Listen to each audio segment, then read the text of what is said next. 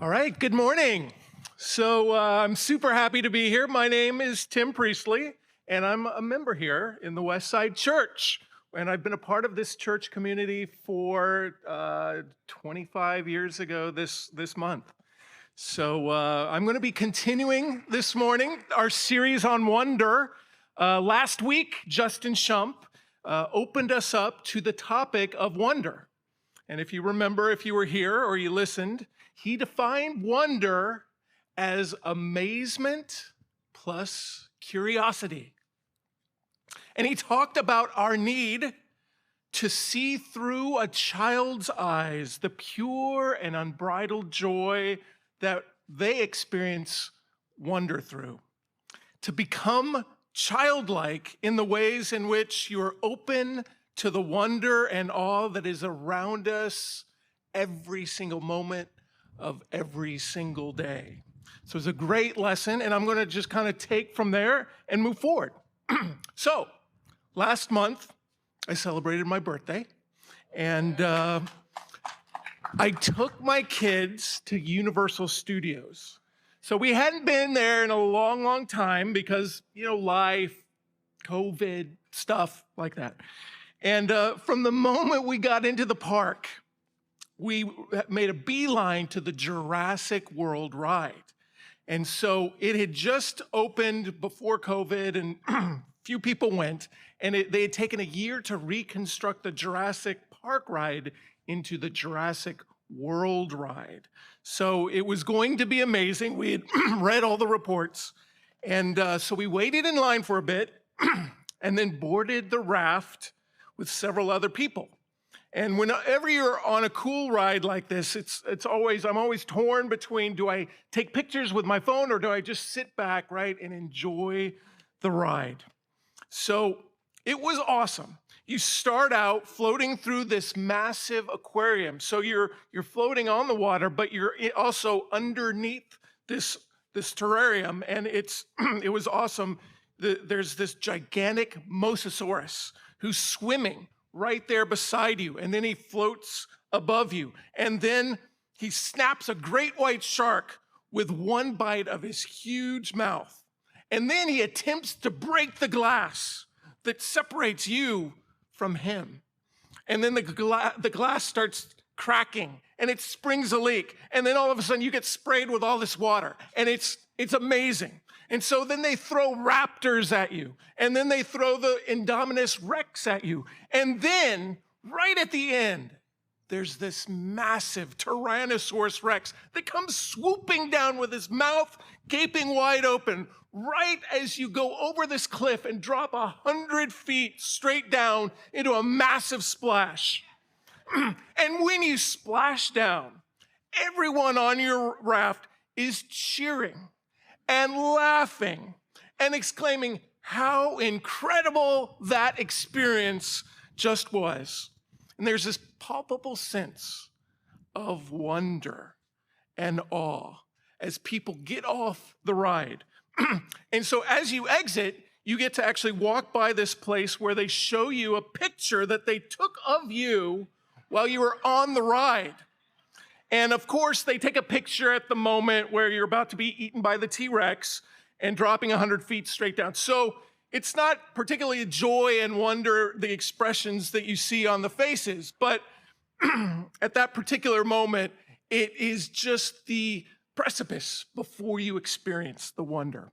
So you can pay, $25 to get a copy of that picture, or you can just take a picture of that preview with your phone, and there you have it, right, for free. But what's crazy is you're here in this park and you don't even have time to bask in the glory and the joy of the ride you were just on because you're busy checking the wait times for the other rides, and you're deciding which one has the best wait time to thrill experience ratio, and then you run over to that next ride before the wait time increases, right? So once you're in line for the next ride, then you can kind of discuss how awesome that last ride was and then compare it to all the other experiences and the other rides in your life. And often you have more than enough time waiting in line to discuss and plan and then get hungry and then check your emails and whatnot. So that's the theme park experience. And it was amazing to take my kids, and especially my 13-year-old son, who, this was the first time doing the Jurassic World ride. And he afterwards said, that was the best ride ever. So I want us to we're going to do a little activity this morning. It's a little experiment that we're together right now. So we're going to tune in to a greater sense of wonder in nature around us. And when we make that intention to become aware, that's when the wonder can happen. So meditation is a concept that is found throughout the Bible, and it describes a way for us to focus or tune ourselves to something that is divine. It can be God's word. It can be God's works. So there's a passage in Psalm 143, verses 5 and 6. The psalmist says, I remember the days of long ago. I meditate on all your works, and I consider what your hands have done. I spread out my hands to you. I thirst for you like a parched land. So we're fortunate to be able to meet outside this morning. While parts of our country have experienced hurricanes and heat waves, we're enjoying the sun, the breeze, the clouds today here in Santa Monica. And I know many in our community are joining us online. Thank you. So for this exercise, you may need to go out on the porch or in your yard or maybe just look out your window to witness creation. But we're going to take a little time to tune in to what's going on around us. We're going to try to notice the wonder that's already there. All right, but before we do, I want to reference a story from the book of Exodus, where Moses first heard the call of the Lord. In Exodus 3, we find Moses is tending sheep. So starting in verse 1, it says, Now Moses was tending the flock of Jethro, his father-in-law, the priest of Midian, and he led the flock to the far side of the wilderness and came to Horeb, the mountain of God. There the angel of the Lord appeared to him in flames of fire from within a bush. Moses saw that though the bush was on fire, it did not burn up. So Moses thought, I will go over and see this strange sight, why the bush does not burn up. When the Lord saw that he had gone over to look, God called to him from within the bush, Moses, Moses. And Moses said, Here I am. So Moses here, he sees a bush that's on fire, right? That's the story, but it's not burning up. So he goes over to check it out. Some ancient commentary on this story illuminate the fact that this miracle is not readily apparent, right? The God in Exodus can be much more dramatic, if he wants to, in getting someone's attention, like splitting the sea in two, or fashioning pillars of fire, or turning the Nile River into blood, right? So why something so trivial and undramatic to attract Moses' attention? It's almost, they would say, a cheap trick. It takes time to notice that it's actually a miracle that's happening. So the commentary goes that it's not so much a miracle as it is a test. God wanted to find out whether Moses could pay attention to something for more than a few minutes. When Moses did, it was only then that he had an encounter with God, when God spoke to him. The trick is to pay attention to what's going on around you long enough to behold the miracle without falling asleep. There is another world right here within this one whenever we pay attention. So for those of you who know this story, what is the first thing that God asks Moses to do here? Anyone know? He take off your sandals, take off your shoes, right? And why does God tell him to do this? Because it's holy land, right? So the ancient rabbis on this passage indicate that Moses didn't take off his sandals because suddenly the ground has become holy, but he removes his sandals because he's realizing that the ground has been holy the whole time. So did you know that there's some recent research actually on taking off your shoes and the health benefits of going barefoot on the ground? Did you know that? It's called grounding or earthing. And when your body comes in contact actually with the earth, there's this electrical connection that you have with the ground. And they've studied some of the benefits include decreased levels of inflammation and pain, reduced stress levels, and it even has been found to help sleep disorders. So it's kind of an amazing thing just taking off your shoes and walking or standing on the ground. So I'm going to invite you this morning to take off your shoes. If you are able and willing, it may be a little uncomfortable, so I invite you to lean into the discomfort a little bit. We're going to live a little on the wild side this morning. All right, so I'm going to guide us through this meditation. Stand or sit with your feet, your bare feet firmly on the ground, legs slightly apart, and allow your feet to really feel the support of the earth underneath you. Take a few moments to find a relaxed posture. You may find that gently swaying around your hips helps you to settle into a relaxed, upright posture. Make sure that your head is resting in a relaxed way upon your shoulders, and just move the head around the shoulders slowly to find a relaxed position, and allow your back to relax. Allow your in-breath and out-breath to fill your chest and abdominal area. Now, you can either close your eyes if you feel comfortable with that, or just resting your gaze at about a 45-degree angle or just ahead. So for a moment, we will take a gentle breath in, holding it slightly, and then exhaling, allowing the out-breath to be slightly longer than the in-breath. And again, breathing in, holding, breathing out. One last time, breathing in, holding, and breathing out. So for the remainder of this time, you can just allow the natural inflow and outflow of the air. So now place your attention first on your feet and then on the earth beneath your feet. Just feel the earth. Notice the coolness or the warmth of where you're standing or you're sitting. Recognizing this present moment as completely unique and therefore utterly deserving of your full attention, having never been before, nor will it ever be repeated.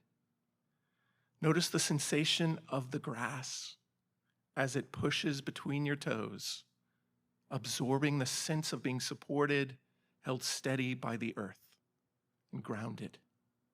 Imagine that you have your feet have invisible roots pushing down into the earth, and push those roots as far as you can go. And for a moment, imagine you could notice the firmness of your feet on the earth, the strength of your legs, how square your hips and shoulders are, how open your chest, and the comfort of your arms to your sides. Noticing your chin slightly lifted as if greeting the sun. And just for a moment, imagining the sheer sense of joy and confidence to be inside your body, inside this present moment, embracing the wonder of being here right now. And as we stand in this present moment, the invitation is to guide your attention to your sensation of the sun, the light, as it kisses your face, enveloping you in a gentle, comforting, consoling warmth. Notice the coolness of the breeze right now as it caresses your face, as it plays in your hair. Become aware of nature's presence, God's nature, God's presence right here and right now. Bringing your attention to all the sounds. There's the plane overhead, but if you listen, you can hear the birds, can feel and hear the wind blowing, the sound of the leaves perhaps, until you become aware of the sound of your breath. And then, for a moment, directing your attention to the felt sensation of the inflow and outflow of air through the nostrils. Or perhaps there's a greater sense of awareness of the rising and falling of the chest or the expanding and contracting of your belly. Regardless of where the attention rests, we just want to follow the breath right now, moment to moment, without judgment. And as we release our attention from the breath, we once again notice the warmth of the sun, the coolness of the breeze, and we return back to where we started, becoming aware of the earth beneath our feet, acknowledging the present moment as sacred, the ground on which we stand as holy, because our standing is indeed in the presence of God. Taking one last breath in, and then slowly exhale. All right, you can go ahead and sit down, open your eyes. How are we feeling?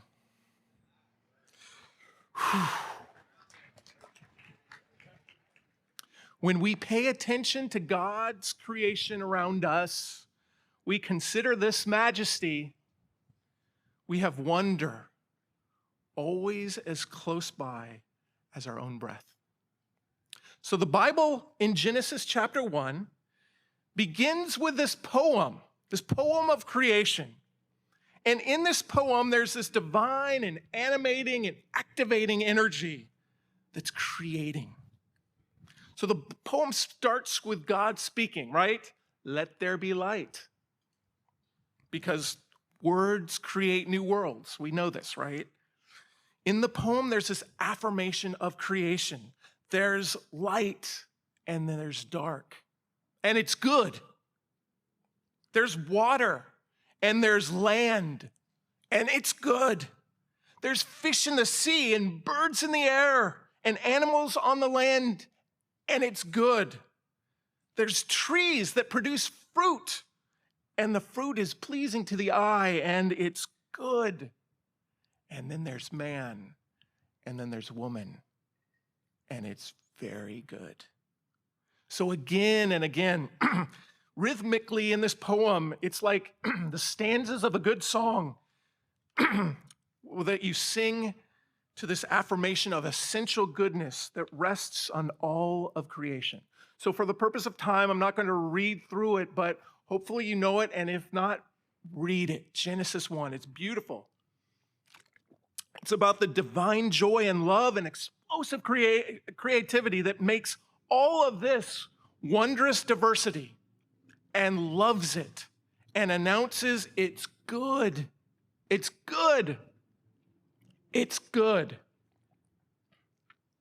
Now, the Hebrew word for good is tov, which means to be in harmony with God. Because man was created and has inherent value. Before he accomplished anything, he was created in wonder and awe. This animating energy of creation was based on joy and love, wonder and awe. So at the time that this Genesis account was being recorded, there were a lot of other creation stories back in different ancient societies, and they were often rooted, these other stories were rooted in violence. So there's a Babylonian account of creation that had one god killing another god and ripping the dead carcass in two. And part of the carcass became the sky, and the other half of the dead carcass of this god became the earth. And that was their creation story. So it's rooted in violence. That's the animating energy of their creation. And Of course, if you were back then this global military superpower who had its origin based in violence, you can expect that it will lead to all sorts of other violence in your history, right? So the Genesis account was something so different. It was this God who loved to create, who called it all good. But then if you continue the story, a couple chapters later, we get to Genesis 3, which is not the creation so much as it's the mess. Most of you know how the story goes. Man makes a mess of things, like we do. There's a tree that they're not supposed to eat of, and if they eat of it, they're told they will die. But both the man and the woman eat of it, and they experience this form of death through separation, through loss, because the choices they make, there are consequences. There's pain, there's this change of relationship between each other and between them and God. So some decisions can really make a mess of things, right? Decisions of separation, decisions of isolation, decisions of sin, which simply means separation. You choose not to live in union with God's intent. But what's interesting in this story in Genesis, it places the human capacity to make decisions and make a mess of things within the larger goodness of God's creation. So there's a big question here. Does the story begin in chapter 3, or does the story begin in chapter 1? Because if the story begins in chapter 1, it doesn't begin with the mess that human beings are capable of making. It begins with this essential goodness that is present in all of creation. It's interesting that some forms of Christianity will look back and they will call what happened in Genesis 3 original sin, if the origins were sin. So it's really interesting when we look at ourselves, where does your story begin? The story that you tell yourself day after day.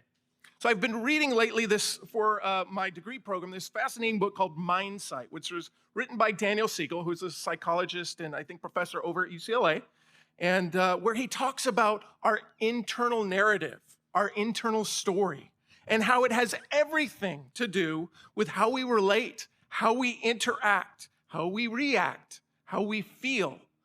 He talks a lot about attachment styles, attachment methods. Does your story begin in the beginning? Or does it begin later in chapter 3 with all the ways that you've made a mess of things? Because that story is not going to be a good one.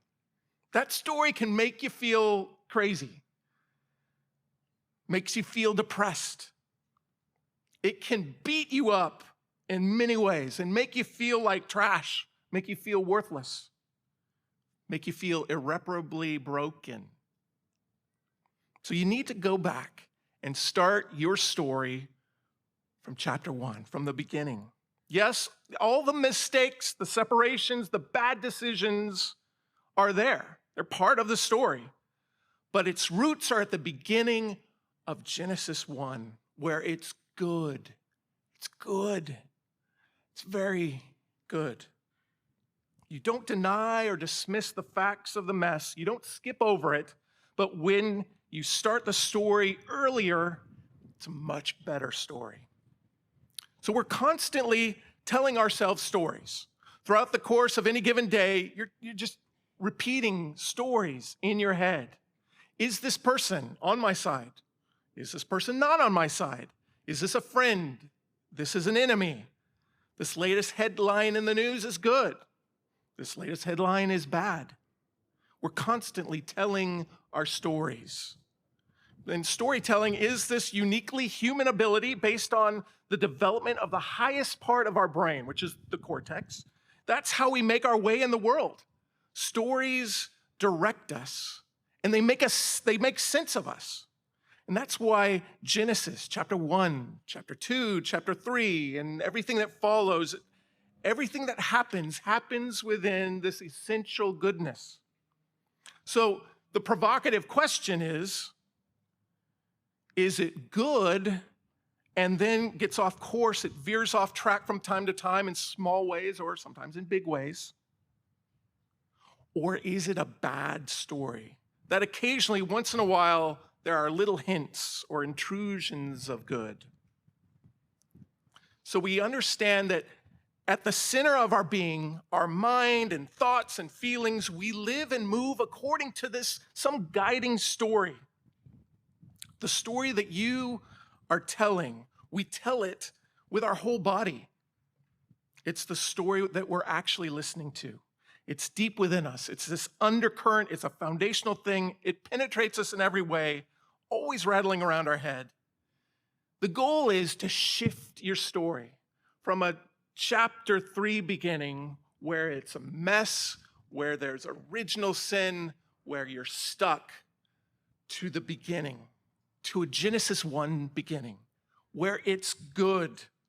And if you can shift that story that you're telling deep within you, then you're created in wonder, that it's good to be here, that it's good to be you. Just watch how many things that you'll start to view differently.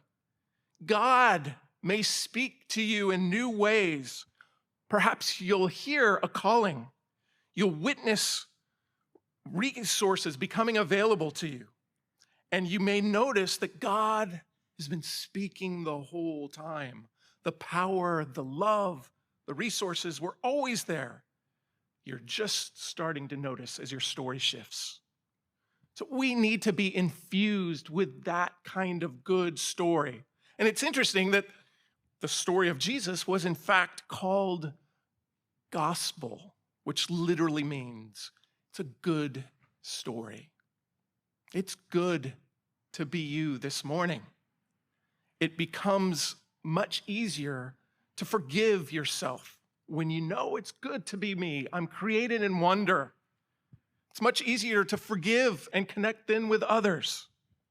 So where does your story begin? In chapter 1, with the wonder of a good creation, or chapter 3, where we make a mess of things? Is your life an irredeemable mess? A burden that you have to endure and push through? Or is your life an adventure that you get to go on? There's this great quote that I start my day off every day from the poet Rainer Maria Rilke. And he says, "Truly being here is glorious." It's that simple. It's a great mantra. Being here is glorious. So may you, my brothers and sisters, find a new beginning to your story, rooted in the goodness and joy and wonder of a God who loves to create and creates what he loves. May you see your value not in what you've accomplished or in the messes that you've made, but rather in the divine spark that is at your core from the beginning. And may you live a life in adventure full of wonder and awe. Thank you.